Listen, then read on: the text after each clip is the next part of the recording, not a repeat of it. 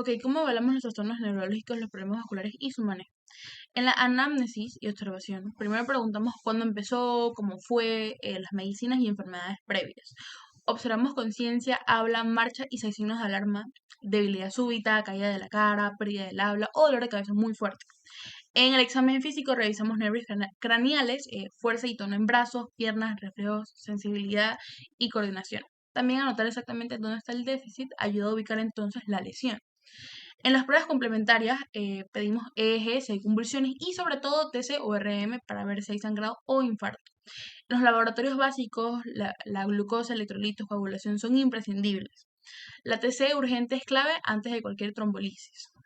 Y en los tipos de trastornos vasculares puede ser isquemia, hemorragia intracerebral, hemorragia subaracnoidea o malformaciones vasculares.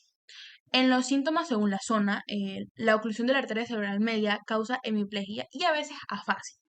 La anterior afecta más la pierna, la posterior provoca más problemas visuales, las pequeñas arterias entonces dan síndromes lacunares. Manejo agudo. Primero ABC, en isquemia la trombolisis con TPA funciona si se da rápido y la trombectomía puede ayudar entonces en ciertos casos hasta horas después. En hemorragia estabilizar y controlar la presión, a veces cirugía. Complicaciones y pronóstico. Dependen del tamaño, la zona, la edad y también la rapidez entonces del tratamiento. Pueden aparecer edema, convulsiones o sangrado secundario. En rehabilitación, fisioterapia, terapia ocupacional y de lenguaje temprano mejoran la recuperación, aprovechando pues la plasticidad. En la prevención, controlar lo que es la presión, diabetes, colesterol, dejar de fumar, dieta. Trastornos neurológicos. En este apartado podemos encontrar diferentes subtemas, como el que vienen siendo los traumatismos encefalocraneales. Estos son lesiones cerebrales frecuentes causadas por accidentes, deportes, guerras o algún tipo de golpe en la cabeza. Estos pueden afectar el comportamiento y la vida social, y son más comunes en hombres jóvenes, en niños y en ancianos.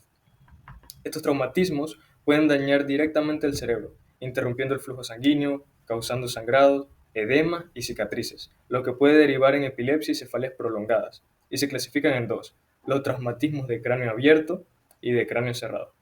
Los de cráneo abierto, por lo general, es porque son penetrados por algún tipo de objeto. Pueden no haber pérdida de la conciencia y producen síntomas neurológicos específicos según la zona dañada, además de que la recuperación puede ser notable con cirugía o rehabilitación. En el caso de los traumatismos de cráneo cerrado, el cráneo no se rompe, pero el cerebro se mueve por el golpe, causando un tipo de contusión, estiramiento o afectación de las fibras nerviosas. Frecuentemente produce déficits cognitivos, cambios de personalidad y problemas funcionales. Las lesiones pueden ser difusas, acumulativas y difíciles de detectar en este caso. También encontramos lo que es la evaluación de la conducta en el traumatismo de cráneo, que se basa en signos como el coma y la amnesia. Hay una escala, que es la escala de Glasgow, que mide la apertura ocular, la respuesta motora y verbal para clasificar la gravedad del traumatismo. Y además, la duración de la amnesia postraumática es un indicador en cuanto a la severidad de la lesión. Posteriormente, en cuanto a la recuperación del traumatismo, ocurre principalmente en los primeros 6 a 9 meses, pero la memoria y las habilidades sociales pueden verse afectadas a largo plazo. Es prevenible mediante cascos, reglas seguras, educación en el trabajo y la seguridad en cuanto a algún tipo de accidente. La epilepsia es otro tema que encontramos aquí. Esta es un trastorno cerebral con descargas neuronales anormales que causan crisis, afectando la conciencia, movimientos y funciones cognitivas.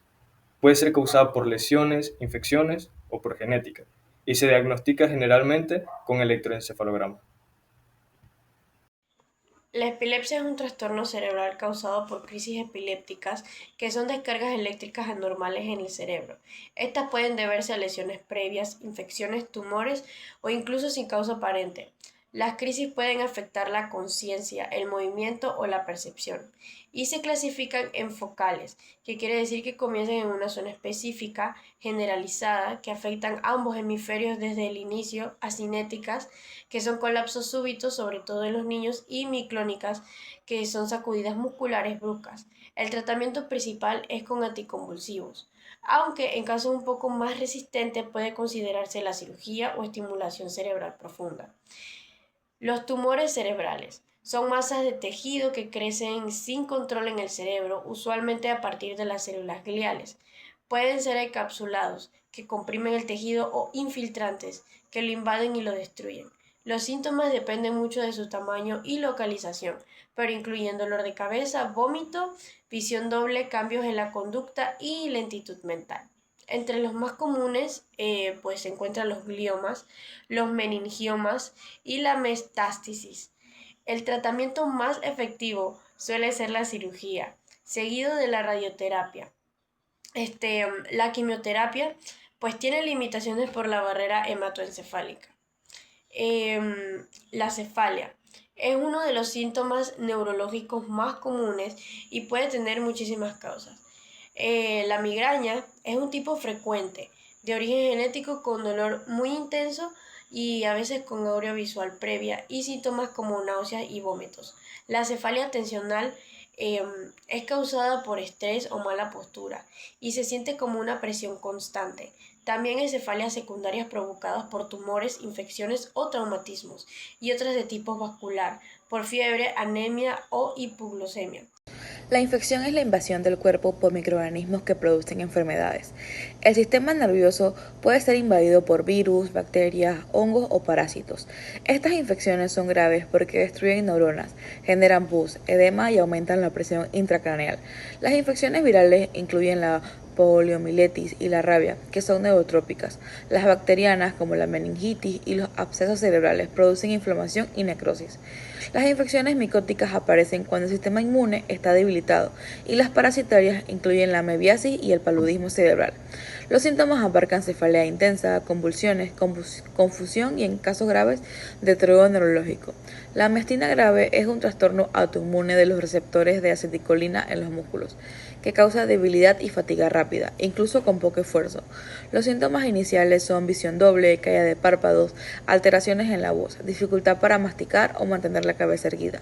Su intensidad varía desde forma leve hasta cuadros graves, con riesgo de parálisis respiratoria. El tratamiento incluye fármacos que mejoran la neurotransmisión e inmunosupresores, lo que ha reducido considerablemente la mortalidad. La poliomielitis es una enfermedad viral que destruye las neuronas motoras de la médula espinal, causando parálisis y atrofia muscular. En los casos más graves afecta la respiración y puede ser mortal. Estos trastornos, como son las cefaleas, las infecciones, la miastenia grave y la poliomielitis, muestran la vulnerabilidad del sistema nervioso central y la importancia de reconocer sus síntomas, prevenir cuando es posible y aplicar los tratamientos adecuados para proteger la salud neurológica. Paraplegia. La paraplegia se produce por una sección completa de la médula espinal, lo que genera parálisis en las piernas. Después de la lesión desaparece lo que viene siendo la actividad y la sensibilidad por debajo del corte, junto con los reflejos también. En el síndrome de Brown-Séquard ocurre por una lesión en un solo lado de la médula y los síntomas se presentan pues de forma distinta. En el lado opuesto se pierde la sensibilidad al dolor y también a la temperatura, mientras que en el mismo lado se conserva el tacto fino y también la presión. Hemiplegia. La hemiplegia es la parálisis de un solo lado del cuerpo por daño, ya viene siendo pues en la corteza motora o en los ganglios basales. Del lado contrario, puede deberse a lesiones de nacimiento, traumatismos, epilepsia o a problemas vasculares en el caso de los adultos. Trastornos del sueño. Los trastornos del sueño afectan la calidad de descanso y la vida diaria de la persona. Entre estos está el insomnio, que es la dificultad para iniciar o mantener el sueño. Sus causas son variadas, puede deberse a ansiedad, depresión, factores ambientales, medicamentos o incluso el mismo miedo a dormir. Y su impacto puede ser desde leve a severo y afectar de esta manera la vida diaria. También está la narcolepsia, que es un trastorno neurológico con ataques irresistibles de sueño, muchas veces con entrada inmediata a la fase de sueño REM. Suele acompañarse de ataques de sueño, cataplegia, que viene siendo la pérdida de tono muscular en momentos de emoción, parálisis de sueño, que es la incapacidad para moverse al dormir o despertar, y alucinaciones hipnagógicas, experiencias visuales, auditivas o táctiles que son aterradoras durante el sueño o al final del sueño. También encontramos la apnea del sueño, en donde implica pues que la respiración tiene ciertas pausas durante el sueño. En la apnea obstructiva, las vías aéreas se bloquean y son asociadas con lo que vienen siendo los ronquidos intensos. Puede tratarse ya sea con dispositivos o también con cirugía. Y en el caso de la apnea central, este problema está más que nada en el cerebro y es porque no se envía la señal para respirar, afectando tanto el control del diafragma como también los músculos respiratorios.